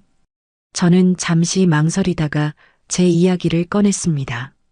낯선 사람이라서 오히려 말하기 쉬웠습니다. 유럽 여행을 다녀온 것, 딸과 사위가 화를 낸 것, 연락을 끊은 것까지 모두 말했습니다. 할아버지는 제 말을 다 듣고 나서 한참 생각하다가 입을 열었습니다. 할머니, 제 생각에는요, 할머니가 잘하신 것 같아요. 정말요? 저는 놀라서 물었습니다. 네. 할아버지가 고개를 끄덕였습니다. 저도 비슷한 경험이 있어요. 제 아들이 제 연금을 자기가 관리하겠다고 했어요. 노후가 걱정된다면서요. 근데 알고 보니 자기가 쓰고 싶어서 그런 거였어요. 그래서 어떻게 하셨어요? 저는 궁금해서 물었습니다. 거절했죠. 할아버지가 씁쓸하게 웃었습니다. 그 뒤로 아들이랑 관계가 안 좋아졌어요. 하지만 후회 안 해요. 제 돈을 제가 지킨 거니까요. 저는 할아버지의 말에 위로를 받았습니다. 저만 이런 일을 겪는 게 아니었습니다. 많은 노인들이 비슷한 경험을 하고 있었습니다. 자식들에게 재산을 노리는 시선을 받고 자신의 돈을 쓸 때마다 눈치를 보고 할아버지 고맙습니다. 저는 진심으로 감사했습니다. 덕분에 제가 이상한 게 아니라는 걸 다시 한번 확인했어요. 이상한 게 아니에요. 할아버지가 말했습니다. 오히려 당당한 거예요. 자기 권리를 지킨 거죠. 집으로 돌아와서 저는 거울 앞에 섰습니다. 그리고 거울 속 제 자신에게 말했습니다. 순이야, 너는 잘못하지 않았어. 너는 당당해도 돼. 내 인생은 내 거야. 그날 이후로 저는 조금씩 변하기 시작했습니다. 더 이상 딸의 목소리가 귓가에 맴돌지 않았습니다. 더 이상 죄책감을 느끼지 않았습니다. 저는 제 인생의 주인이 되기로 결심했고 그 결심을 지켜나가기 시작했습니다. 며칠 후 백화점에 가서 옷을 샀습니다. 예쁜 원피스와 새 신발, 그리고 가방까지. 가격표를 보면서도 주저하지 않았습니다. 내 돈이야.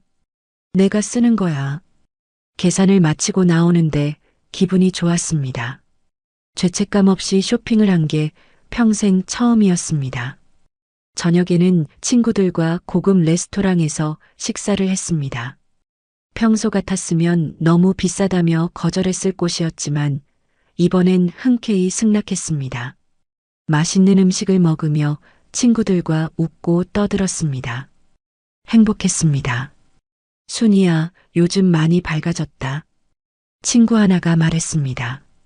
전에는 항상 뭔가 눈치 보는 것 같더니, 응, 이제 안 봐. 저는 환하게 웃었습니다. 이제는 내 인생 내가 살기로 했어. 친구들이 박수를 쳤습니다. 잘했어. 그래야지. 그날 밤 저는 일기를 썼습니다. 오늘 나는 자유로웠다. 누구의 눈치도 보지 않고 내가 원하는 것을 했다. 돈을 쓸 때도 음식을 주문할 때도 친구들과 웃을 때도 죄책감이 없었다. 이게 인간답게 사는 거구나. 이게 내 삶을 사는 거구나. 딸과 사위는 나를 도둑년으로 만들려고 했지만 나는 그들의 시선에서 벗어났다. 나는 더 이상 ATM기가 아니다. 나는 순이다. 68배 순이. 아직도 꿈꾸고 행복을 추구하고 내 삶을 선택할 수 있는 한 명의 인간이다. 일기를 다 쓰고 나니 마음이 편안해졌습니다. 저는 책을 읽다가 편안하게 잠들었습니다. 오랜만에 악몽 없이 평화로운 잠이었습니다. 다음 날 아침 우편함에 편지 한 통이 들어 있었습니다. 딸의 필체였습니다. 손이 떨렸지만 편지를 열어봤습니다. 엄마, 우리 얘기 좀 해요. 제발 연락 좀 주세요. 엄마 없이는 못 살아요. 하지만 편지 어디에도 사과는 없었습니다. 자신들이 잘못했다는 말도, 엄마를 이해하지 못해서 미안하다는 말도 없었습니다. 그저 연락 달라는 말뿐이었습니다. 저는 편지를 찢어버렸습니다. 그리고 쓰레기통에 버렸습니다. 더 이상 흔들리지 않기로 했습니다. 제 결정을 후회하지 않기로 했습니다. 저는 인간으로 취급받지 못한 그 순간의 모멸감을 잊지 않기로 했습니다.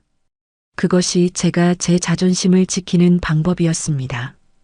딸의 편지를 찢어버린 후 저는 더 이상 망설이지 않았습니다. 이미 마음을 정했지만 완전히 실행에 옮기지는 못하고 있었습니다. 혹시나 딸이 찾아와 사과하면 어떡하나, 손주들이 할머니를 찾으면 어떡하나 하는 미련이 남아 있었습니다. 하지만 그 편지를 보고 깨달았습니다. 딸은 변하지 않을 거라고, 여전히 자신들이 잘못했다고 생각하지 않는다고. 그날 오후 저는 노트를 꺼내 계획을 세우기 시작했습니다. 완전히 새로운 삶을 시작하기 위해 필요한 것들을 하나하나 적어 내려갔습니다. 첫째, 전화번호 변경. 둘째, 주소 비공개 조치. 셋째, 통장 정리. 넷째, 유언장 제작성. 다섯째, 가까운 사람들에게만 새 연락처 알리기. 목록을 작성하고 보니 생각보다 할 일이 많았습니다. 다음 날 아침 일찍 저는 통신사 대리점을 찾았습니다. 문을 열고 들어서는데 가슴이 두근거렸습니다. 이제 정말 돌아올 수 없는 강을 건너는 것 같았습니다. 젊은 직원이 친절하게 맞이했습니다. 어르신, 무엇을 도와드릴까요? 전화번호를 바꾸고 싶어요. 저는 떨리는 목소리로 말했습니다. 번호 이동이요? 아니면 새 번호로 변경하시는 건가요?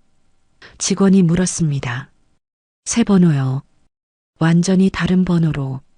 저는 단호하게 말했습니다. 직원은 절차를 설명해 주었습니다. 새 유심을 구매하고 기존 번호는 해지하고 새 번호로 가입하는 과정이었습니다. 그런데 어르신, 기존 번호를 오래 쓰셨으면 주변 분들에게 알리기가 번거로우실 텐데 괜찮으세요? 괜찮아요. 저는 미소 지었습니다. 오히려 그게 목적이에요. 직원은 이상하다는 표정을 지었지만 더 이상 묻지 않았습니다. 서류를 작성하고 신분증을 제시하고 새 유심을 받았습니다. 손에 들린 작은 칩이 제 새로운 인생의 시작처럼 느껴졌습니다. 기존 폰에서 유심만 교체하시면 됩니다. 혹시 도와드릴까요? 직원이 물었습니다. 아니요, 제가 할게요. 저는 대답했습니다. 집으로 돌아가서 혼자 조용히 하고 싶었습니다. 집에 도착해서 저는 소파에 앉아 한동안 핸드폰을 바라봤습니다. 이 핸드폰에는 딸과의 수많은 문자, 통화 기록, 사진들이 저장되어 있었습니다. 손주들의 귀여운 모습, 가족끼리 찍은 사진들 모두가 소중한 추억이었습니다. 하지만 이제는 고통스러운 기억이기도 했습니다. 저는 천천히 뒷면 커버를 열고 기존 유심을 빼냈습니다. 15년 넘게 사용한 번호였습니다. 딸이 대학에 입학할 때 처음 만든 번호였습니다. 엄마, 이제 휴대폰 있으면 편하잖아. 하나 만들어. 딸의 권유로 만든 번호였습니다. 그때는 딸이 자주 연락하고 싶어서 그랬다고 생각했습니다.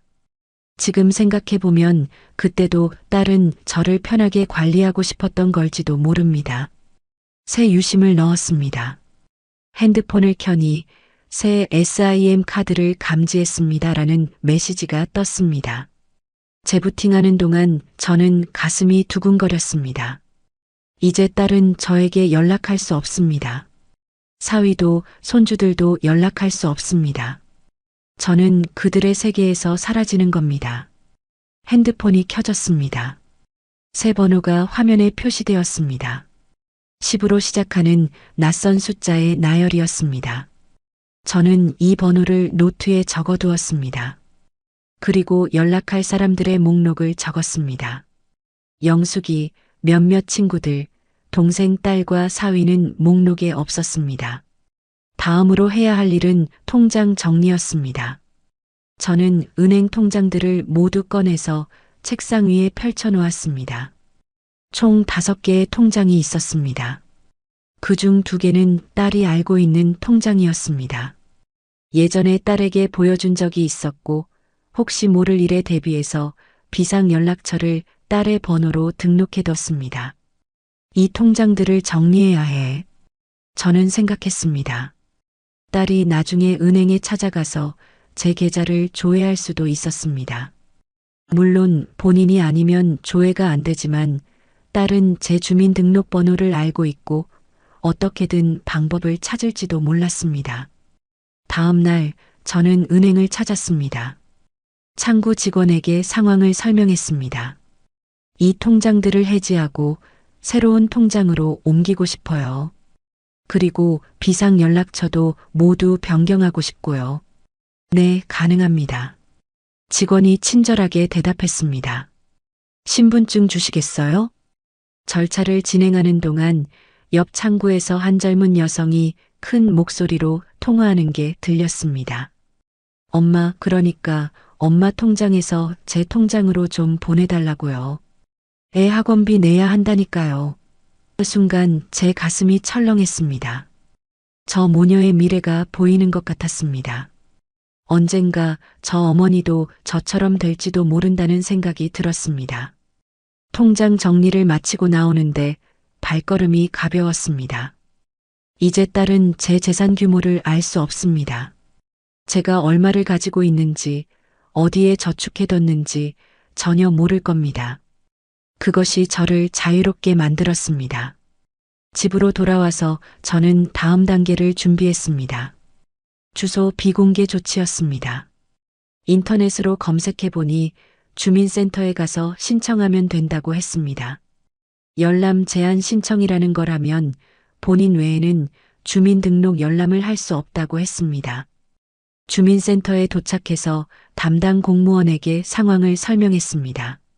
물론 딸과의 갈등은 자세히 말하지 않고 개인적인 사정으로 주소를 비공개하고 싶다고만 했습니다. 어르신, 열람 제한 신청을 하시면 가족분들도 어르신의 주민등록을 열람할 수 없습니다. 괜찮으신가요? 공무원이 확인했습니다. 네, 괜찮아요. 오히려 그게 목적이에요. 저는 단호하게 대답했습니다. 혹시 가족 간에 문제가 공무원이 조심스럽게 물었습니다. 네, 좀 있어요. 그래서 이렇게 하는 거예요. 저는 솔직하게 말했습니다. 공무원은 더 이상 묻지 않고 서류를 처리해 주었습니다. 신청이 완료되었습니다. 이제 어르신 본인 외에는 누구도 주민등록을 열람할 수 없습니다. 감사합니다. 저는 진심으로 감사했습니다. 주민센터를 나오면서 저는 묘한 감정을 느꼈습니다. 안도감과 슬픔이 동시에 밀려왔습니다. 이제 딸은 저를 찾을 수 없습니다. 제 주소를 알 수 없고 제 전화번호도 모릅니다. 저는 딸의 삶에서 완전히 사라진 겁니다. 동시에 딸도 제 삶에서 사라진 겁니다. 집으로 돌아와서 저는 가장 중요한 작업을 시작했습니다. 유언장을 다시 작성하는 것이었습니다. 기존 유언장에는 모든 재산을 딸 김수진에게 상속한다고 적혀 있었습니다. 평범하고 당연한 내용이었습니다. 하지만 이제는 그 내용을 바꿔야 했습니다. 저는 법무사 사무실을 예약했습니다. 며칠 후 법무사를 만나 제 의향을 전했습니다. 유언장을 다시 작성하고 싶어요. 모든 재산을 자선단체에 기부하고 싶습니다. 법무사는 놀란 표정을 지었습니다. 어르신, 자녀분이 계시지 않나요?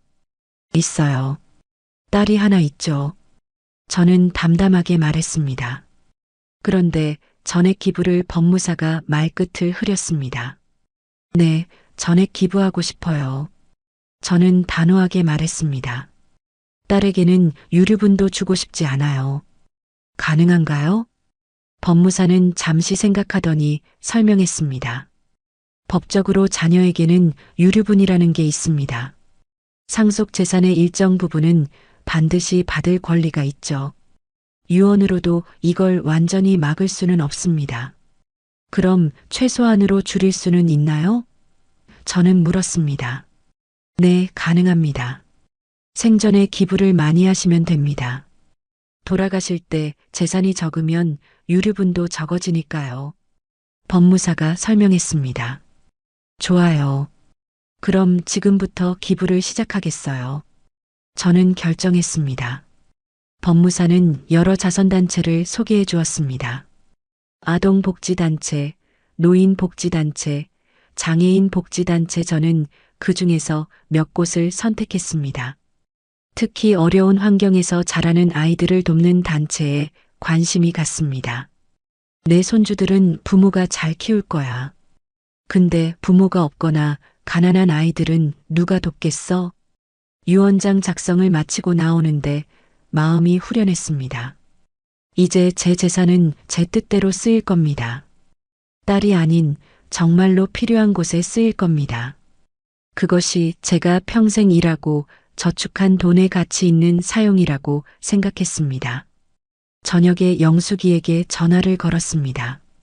새 번호로 처음 거는 전화였습니다. 여보세요? 영수가 나야 순이야. 순이야? 근데 이 번호는? 영숙이가 놀라서 물었습니다. 번호 바꿨어. 이제 이 번호로 연락해. 저는 설명했습니다. 왜 갑자기 번호를? 영숙이가 궁금해했습니다. 딸이랑 완전히 연락 끊으려고. 번호도 바꾸고 주소도 비공개했어. 저는 담담하게 말했습니다. 전화기 너머로 영숙이의 한숨소리가 들렸습니다. 순이야, 정말 그렇게까지. 응, 그렇게까지 해야 해. 저는 단호하게 말했습니다. 안 그러면 저 인간들이 계속 날 괴롭힐 거야. 돈 타령하면서. 알았어. 새 번호 저장했어. 영숙이가 말했습니다. 그래도 순이야, 너무 외로워하지 마. 우리가 있잖아. 고마워, 영숙아. 저는 진심으로 감사했습니다. 그날 밤 저는 제 인생에서 가장 중요한 문자를 보냈습니다. 딸에게 보내는 마지막 문자였습니다. 기존 번호로 보내는 마지막 메시지였습니다. 손이 떨렸지만 또박또박 글자를 입력했습니다. 수진아, 엄마다. 이게 마지막 문자다. 엄마는 내 돈을 내 인생에 쓸 거야. 여행도 더 갈 거고 내가 하고 싶은 것도 할 거야. 너희가 뭐라고 하든 상관없어. 그리고 유언장도 다시 썼어. 엄마 재산은 전부 기부할 거야. 너희한테는 법으로 정해진 최소한만 갈 거고, 이제 엄마한테 연락하지 마. 엄마도 너희한테 연락 안 할 거니까. 엄마를 도둑년으로 만든 건 너희야. 평생 너희를 위해 살았는데 단 한 번 내가 원하는 걸 했더니 도둑 취급하더라. 그게 너희가 엄마를 대하는 방식이면 엄마도 이제 너희를 딸로 대하지 않을 거야. 건강하게 살아. 그리고 너희 애들은 너희가 키워. 엄마 돈 기대하지 말고. 마이너스 엄마가 문자를 다 쓰고 나니 눈물이 났습니다. 하지만 후회는 없었습니다. 이것이 제가 제 자존심을 지키는 방법이었습니다. 손가락이 떨렸지만 전송 버튼을 눌렀습니다. 메시지가 전송되었습니다. 그리고 저는 즉시 딸의 번호를 차단했습니다. 사위의 번호도 차단했습니다. 그리고 기존 유심을 꺼내서 가위로 잘라버렸습니다. 이제 돌아갈 수 없었습니다. 다리를 끊어버린 겁니다. 다음 날 아침 저는 일어나서 핸드폰을 확인했습니다. 당연히 딸에게서 연락은 없었습니다. 오지도 않았고 와도 모를 일이었습니다. 저는 새 번호로 살아가고 있었으니까요. 하지만 마음 한편이 무거웠습니다. 정말로 이것이 맞는 선택일까? 정말로 딸과 완전히 인연을 끊어도 되는 걸까? 손주들의 얼굴이 떠올랐습니다. 아직 어린 아이들인데 할머니를 그리워하지 않을까? 하지만 곧 정신을 차렸습니다. 아니야. 저 아이들의 부모가 저렇게 키우면 저 아이들도 나중에 자기 부모의 돈만 노리는 사람이 될 거야. 그게 제대로 된 교육이 아니야. 저는 제 결정이 옳다고 스스로를 다독였습니다.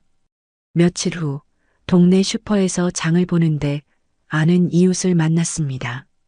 어머, 순희 씨, 요즘 통 못 봤네요. 아, 네. 좀 바빴어요. 저는 웃으며 대답했습니다. 그런데 며칠 전에 순희 씨 딸이 찾아왔던데요. 엄마 못 봤냐고 물어보던데. 이웃이 말했습니다. 제 심장이 철렁했습니다. 그래요? 언제요?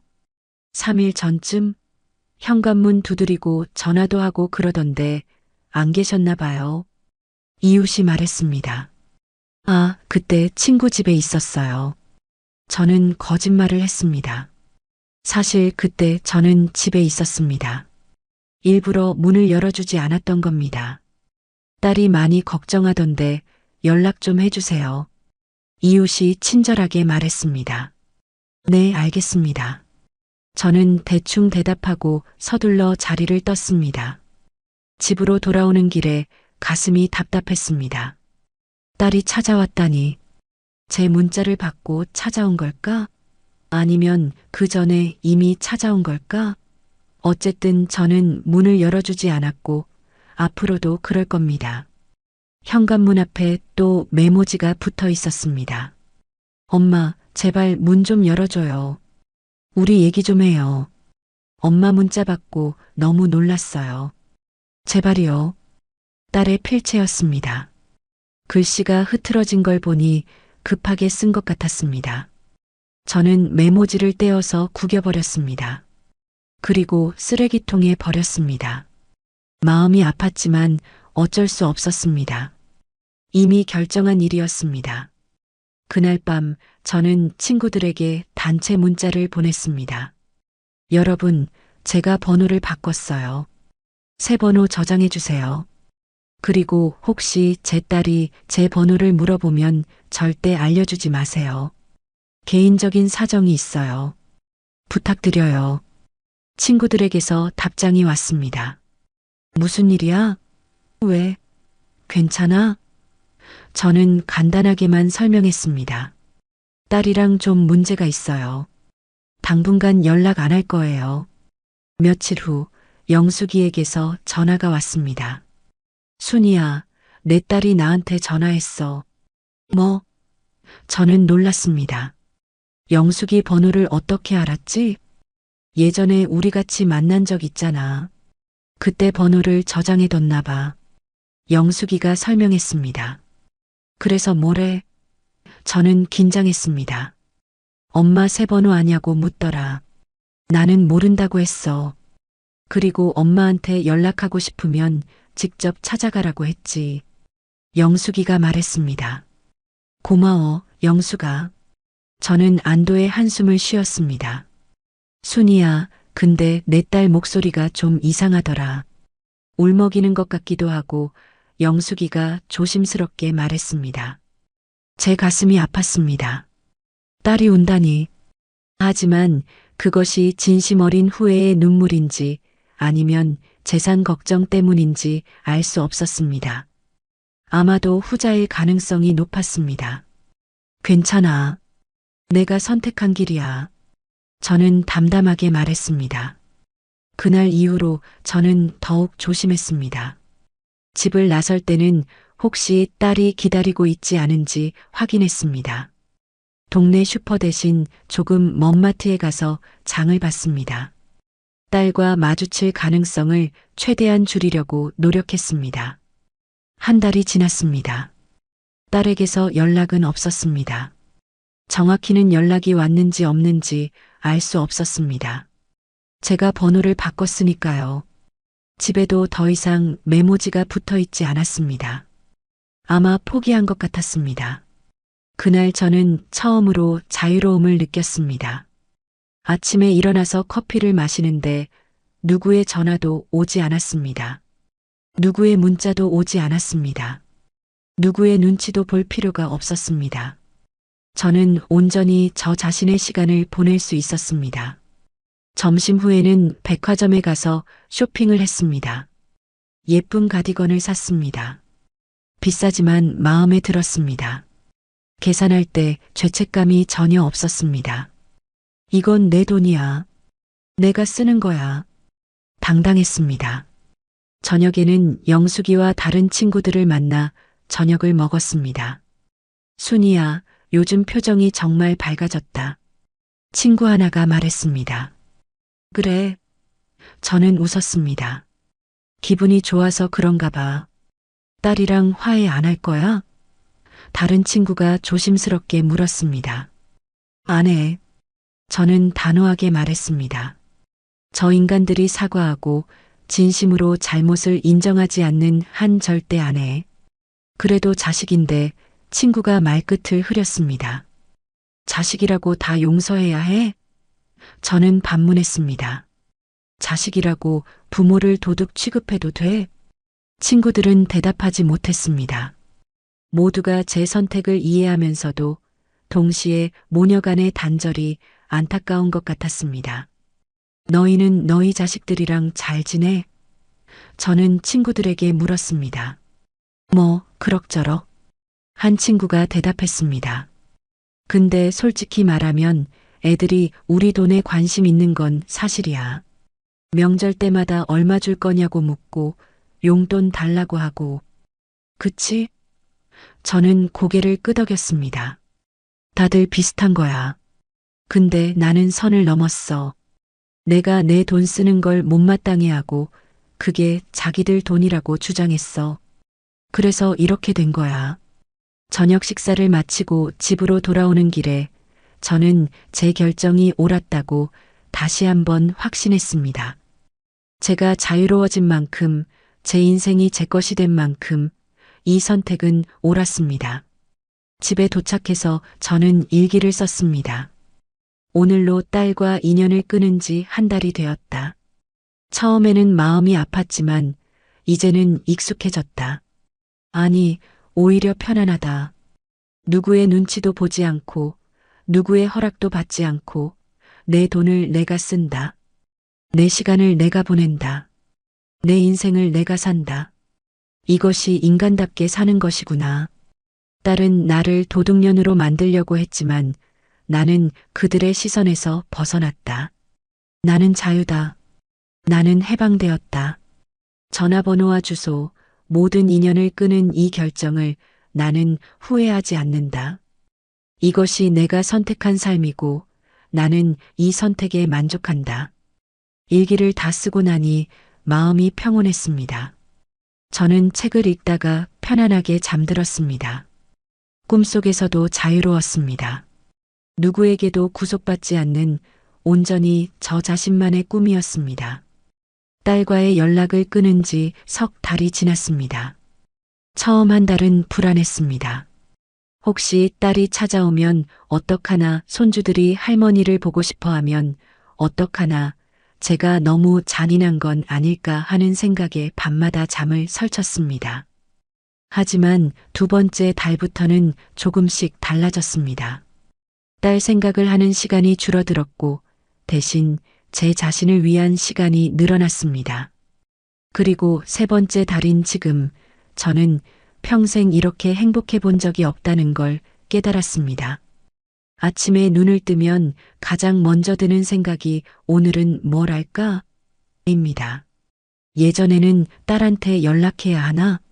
손주들 돌봐주러 가야 하나? 같은 생각부터 했습니다. 하지만 이제는 다릅니다. 오늘 제가 하고 싶은 일, 제가 가고 싶은 곳, 제가 만나고 싶은 사람을 먼저 생각합니다. 이것이 얼마나 큰 변화인지 모릅니다.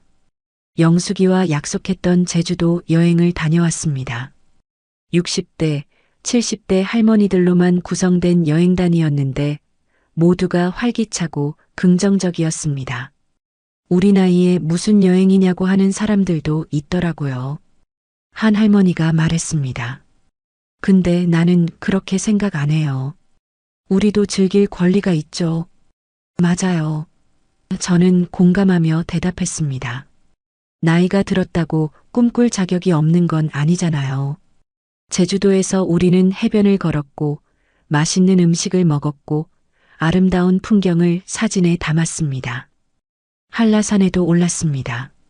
물론 정상까지는 못 갔지만 어리목 코스를 걸으며 숲의 향기를 맡았습니다. 힘들지 않아요? 영숙이가 물었습니다. 힘들지. 저는 웃으며 대답했습니다. 근데 행복해. 이렇게 살아있다는 게 느껴져서. 여행에서 돌아온 후 저는 새로운 취미를 시작했습니다. 동네 문화센터에서 수채화 강좌를 신청한 겁니다. 평생 그림을 그려본 적이 없었지만 해보고 싶었습니다. 첫 수업날 저는 긴장하며 교실에 들어갔습니다. 다른 수강생들도 대부분 제 또래였습니다. 처음이세요? 옆자리 할머니가 말을 걸었습니다. 네, 그림은 한 번도 그려본 적이 없어요. 저는 솔직하게 말했습니다. 저도요. 할머니가 웃었습니다. 근데 해보고 싶어서 왔어요. 늦었다고 생각할 때가 가장 빠른 때래요. 선생님이 들어오셔서 수업이 시작됐습니다.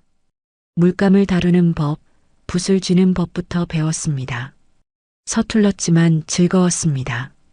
흰 종이 위에 색이 번져나가는 걸 보며 신기해했습니다. 내가 이런 걸 할 수 있구나. 첫 작품은 단순한 꽃 한 송이였습니다. 형편없었지만 제 눈에는 아름다웠습니다. 집에 와서 그 그림을 벽에 붙여놓았습니다. 그리고 사진을 찍어 친구들에게 보냈습니다. 와, 순이야, 재능 있는데? 계속해봐. 잘할 것 같아. 친구들의 격려가 힘이 됐습니다. 수채화 강좌는 주 2회였습니다. 매번 수업이 끝나고 나면 기분이 좋았습니다. 뭔가 새로운 걸 배운다는 것, 내가 발전하고 있다는 것이 저를 행복하게 만들었습니다. 예전 같았으면 이 나이에 무슨 그림이야라며 스스로를 제한했을 겁니다. 하지만 이제는 다릅니다. 하고 싶으면 하는 겁니다. 어느 날 수업이 끝나고 선생님이 저를 불렀습니다. 순이 씨, 요즘 많이 늘었어요. 색감도 좋고 구도도 안정적이에요. 정말요? 저는 기뻐서 얼굴이 붉어졌습니다. 감사합니다.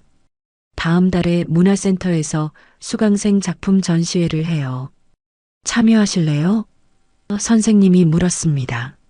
저요? 저는 놀랐습니다.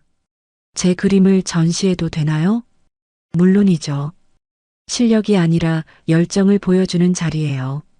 순희 씨 작품 꼭 보고 싶어요.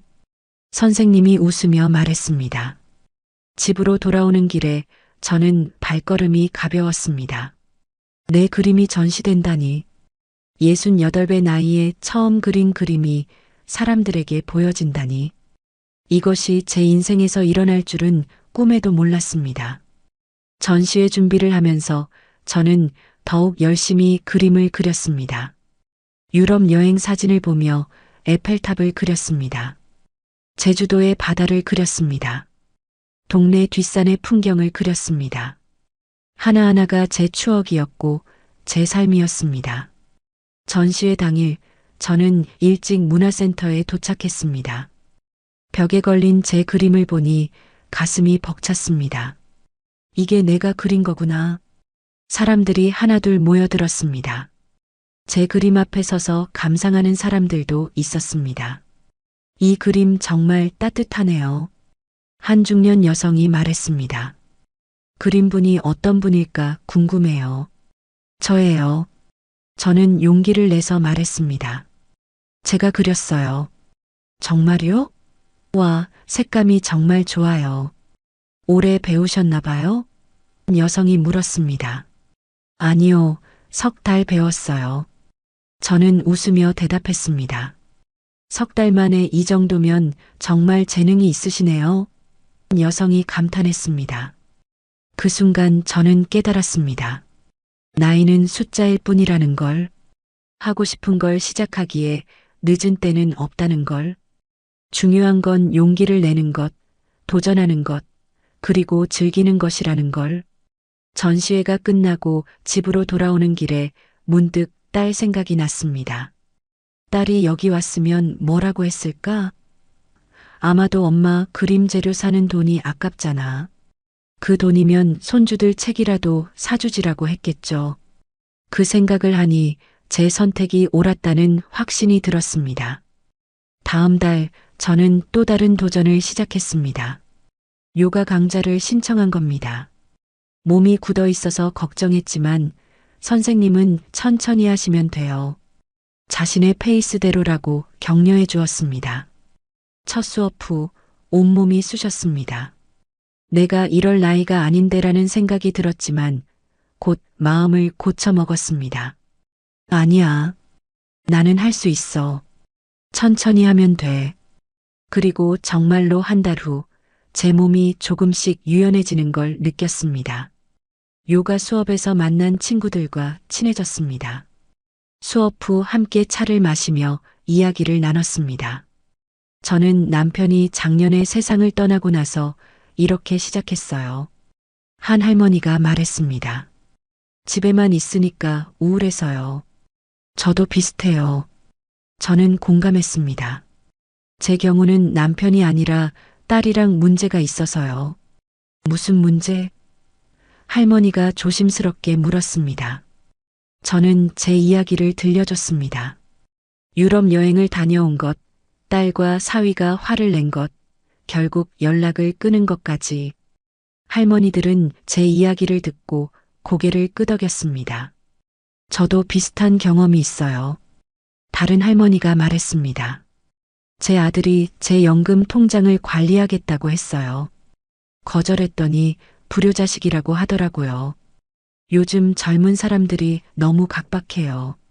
또 다른 할머니가 한숨을 쉬었습니다. 부모를 부모로 안 보고 ATM기로 보는 것 같아요. 맞아요. 저는 동의했습니다. 그래서 저는 연락을 끊었어요. 제 자존심을 지키려고요. 잘하셨어요. 첫 번째 할머니가 말했습니다. 우리도 존중받을 권리가 있어요. 나이 들었다고 무시당할 이유는 없죠. 그날 이후로 저는 이 할머니들과 자주 만났습니다. 요가 수업뿐만 아니라 함께 영화를 보러 가기도 하고 맛집을 찾아가기도 했습니다. 새로운 친구들이 생긴 겁니다. 같은 처지에서 서로를 이해하고 위로해주는 친구들이었습니다. 어느 날 영숙이가 제안했습니다. 순이야, 우리 다음 달에 일본 가자. 온천 여행. 일본? 저는 망설였습니다. 비싸지 않아? 좀 비싸지. 근데 우리 언제 또 가봐? 영숙이가 말했습니다. 지금 안 가면 나중에는 못 가. 맞아. 저는 고개를 끄덕였습니다. 가자. 이번엔 일본이다. 일본 여행 준비를 하면서 저는 설렜습니다. 유럽 여행 후 두 번째 해외여행이었습니다. 이번에는 딸 걱정 없이 눈치 보지 않고 갈 수 있었습니다. 얼마나 자유로운지 모릅니다. 일본에서 우리는 온천에 몸을 담그고 맛있는 음식을 먹고 아름다운 단풍을 구경했습니다. 이게 인생이지. 영숙이가 웃으며 말했습니다. 정말 저도 웃었습니다. 우리 참 잘 살고 있어. 순이야, 내가 딸이랑 연락 끊고 나서 더 밝아진 것 같아.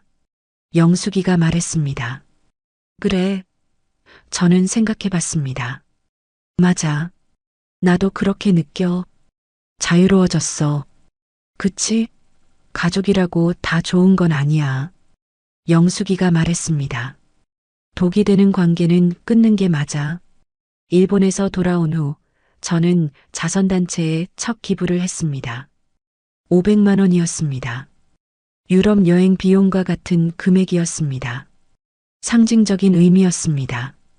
딸이 문제 삼았던 그 돈을 이제는 정말 필요한 곳에 쓴다. 기부금 영수증을 받고 나니 뿌듯했습니다.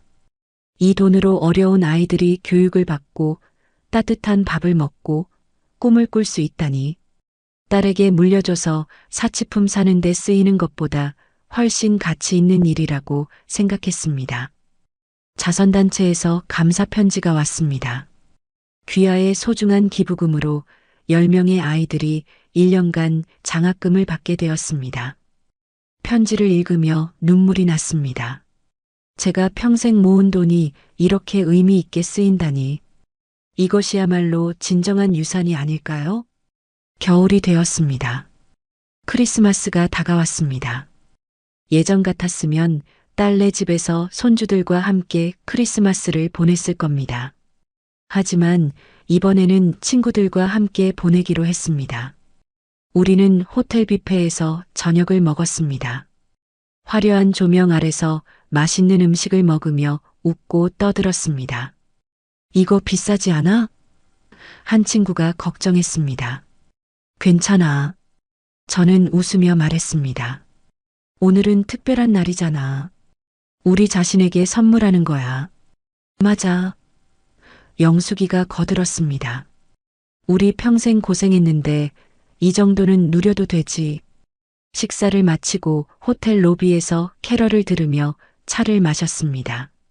창밖으로 눈이 내리고 있었습니다. 예쁘다. 저는 중얼거렸습니다. 순이야, 외롭지 않아? 영숙이가 조심스럽게 물었습니다. 크리스마스인데 손주들 생각 안 나? 생각은 나지. 저는 솔직하게 대답했습니다. 근데 후회는 안 해. 저 아이들의 부모가 저렇게 키우면 저 아이들도 나중에 돈만 밝히는 사람이 될 거야. 그런 걸 보고 싶지 않아. 내 마음 이해해. 영숙이가 제 손을 잡았습니다. 넌 잘하고 있어. 집으로 돌아와서 저는 혼자 앉아 생각했습니다. 정말 잘하고 있는 걸까? 제 선택이 옳은 걸까? 하지만 거울을 보니 제 얼굴이 밝았습니다. 주름은 여전했지만 표정이 달랐습니다. 행복해 보였습니다. 새해가 밝았습니다. 저는 새해 다짐을 적었습니다. 첫째, 더 많이 여행하기. 둘째, 새로운 것 배우기. 셋째, 정기적으로 기부하기. 넷째, 후회 없이 살기. 이것이 제 새해 목표였습니다. 1월에는 수채화 강좌를 계속했고 2월에는 영어 회화 강좌를 시작했습니다. 이 나이에 영어를 배워서 어디 쓰냐고 물으시는 분들이 있어요. 선생님이 말했습니다. 하지만 배우는 것 자체가 즐거운 일이에요. 그리고 다음 해외여행 때 유용하게 쓸 수 있죠. 맞아요. 저는 적극적으로 동의했습니다. 저 다음에 미국 가고 싶어요. 영어 배우면 도움 되겠죠? 수업이 끝나고 집으로 오는 길에 문득 깨달았습니다. 저는 미래를 계획하고 있다는 것을 68배 나이에 다음 해, 그 다음 해를 생각하며 살고 있다는 것을 이것이 얼마나 소중한 일인지 모릅니다. 예전 같았으면 나 같은 늙은이가 무슨 미래라며 체념했을 겁니다. 하지만 이제는 다릅니다. 저는 아직도 꿈이 있고 하고 싶은 게 있고 이루고 싶은 게 있습니다. 3월 어느 날 우편함에 편지가 하나 들어 있었습니다. 딸의 필체가 아니었습니다. 호기심에 열어봤더니 법률사무소에서 온 편지였습니다. 내용을 읽고 저는 놀랐습니다. 김순희님께 귀하의 딸 김수진 씨가 부양료 청구 소송을 준비하고 있다는 사실을 알려드립니다. 귀하께서 연락을 거부하시고 재산을 은닉하고 계신다는 주장입니다. 이에 대해 상담을 원하시면 연락 주시기 바랍니다. 손이 떨렸습니다. 부양료 청구 소송이라니 딸이 저를 고소하려 한다는 겁니까? 제가 재산을 은닉했다고요? 제 돈을 제가 관리하는 게 은닉입니까? 저는 즉시 법무사에게 연락했습니다. 상황을 설명하고 조언을 구했습니다. 어르신, 걱정하지 마세요. 법무사가 말했습니다. 부모에게 재산이 있어도 부양료를 청구하려면 특별한 사유가 있어야 합니다. 어르신께서는 경제적으로 자립하고 계시고 건강하시고 스스로 생활하고 계시잖아요. 소송이 받아들여질 가능성은 거의 없습니다. 정말요? 저는 안도했습니다. 네. 오히려 이건 협박에 가깝습니다. 어르신을 압박해서 돈을 받아내려는 거죠. 법무사가 설명했습니다. 그럼 어떻게 해야 해요? 저는 물었습니다. 무시하세요. 정말로 소송이 들어오면 그때 대응하면 됩니다. 하지만 10중 8구 소송은 안 할 겁니다. 이길 수 없다는 걸 알 테니까요. 법무사가 말했습니다. 전화를 끊고 나니 화가 났습니다. 딸이 이렇게까지 할 줄은 몰랐습니다. 연락을 끊은 것도 모자라 소송으로 협박하다니. 하지만 동시에 제 결정이 옳았다는 확신이 들었습니다. 이런 딸과 관계를 유지했다면 평생 시달렸을 겁니다. 저는 편지를 찢어버렸습니다. 그리고 일상으로 돌아갔습니다. 수채화 수업에 가고 요가를 하고 친구들을 만났습니다. 딸의 협박 따위에 제 인생을 망치게 할 수 없었습니다. 4월에는 봄꽃 사진을 찍으러 다녔습니다. 벚꽃, 개나리, 진달래, 화려한 봄을 카메라에 담았습니다. 그리고 그 사진들을 보며 그림을 그렸습니다. 제 실력이 늘고 있다는 게 느껴졌습니다. 순희 씨, 다음 전시회 때는 이 작품들 꼭 출품하세요. 수채화 선생님이 말했습니다. 정말 많이 늘었어요. 감사합니다. 저는 기뻐서 얼굴이 붉어졌습니다. 5월에는 영숙이와 함께 국내 여행을 다녔습니다. 경주, 전주, 여수 우리나라의 아름다운 곳들을 돌아다녔습니다. 다음에는 어디 갈까? 영숙이가 물었습니다. 베트남 어때? 저는 제안했습니다. 따뜻한 나라도 가보고 싶어? 좋지. 영숙이가 웃었습니다. 우리 계속 여행하자. 다리가 아프기 전에 많이 다니는 거야. 집으로 돌아와서 저는 여행 사진들을 정리했습니다. 앨범을 만들고 사진마다 짧은 메모를 남겼습니다. 이날 정말 행복했다. 이 순간을 평생 기억하고 싶다. 이게 내 인생이다. 저는 이제 확신합니다. 제가 선택한 이 삶이 옳다고. 딸과의 인연을 끊은 것이 잔인해 보일 수도 있습니다. 하지만 그것이 제가 인간으로서, 한 명의 개인으로서 존엄을 지키는 방법이었습니다. 저는 더 이상 누구의 ATM기가 아닙니다. 더 이상 누구의 노후 자금이 아닙니다. 저는 순이입니다. 68배 순이. 꿈꾸고 도전하고 행복을 추구하는 한 명의 인간입니다. 그리고 저는 이렇게 말하고 싶습니다. 만약 여러분도 저와 비슷한 상황에 있다면 용기를 내세요. 여러분의 돈은 여러분 것입니다. 여러분의 인생은 여러분 것입니다. 나이가 들었다고 부모라고 조부모라고 해서 자신을 희생할 의무는 없습니다. 저는 자식에게서 해방되었습니다.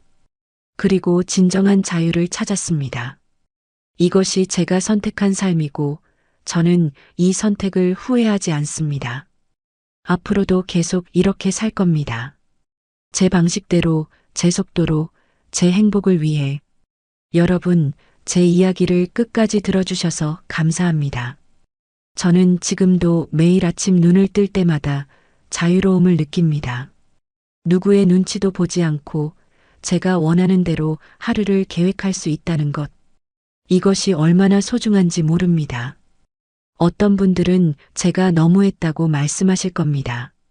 그래도 자식인데 완전히 인연을 끈다니. 하지만 저는 묻고 싶습니다. 부모라는 이유로 무한정 참아야 합니까? 평생 모은 돈을 자식 허락 받았어야 합니까? 단 한 번의 행복도 누리면 안 됩니까? 저는 제 자존심을 지켰습니다. 엄마로서가 아니라 한 명의 인간으로서 존중받을 권리를 지켰습니다. 그것이 잘못입니까? 여러분이라면 어떻게 하시겠습니까? 부모가 평생 모은 돈, 자식 허락 받았어야 한다고 생각하시나요? 아니면 당당하게 자신의 행복을 위해 쓸 수 있다고 생각하시나요? 댓글로 여러분의 생각을 꼭 남겨주세요. 이 이야기는 저만의 이야기가 아닙니다. 어쩌면 여러분의 이야기일 수도, 여러분 부모님의 이야기일 수도 있으니까요. 우리 함께 이야기해 봅시다. 부모의 권리에 대해, 노년의 행복에 대해, 그리고 진정한 가족의 의미에 대해.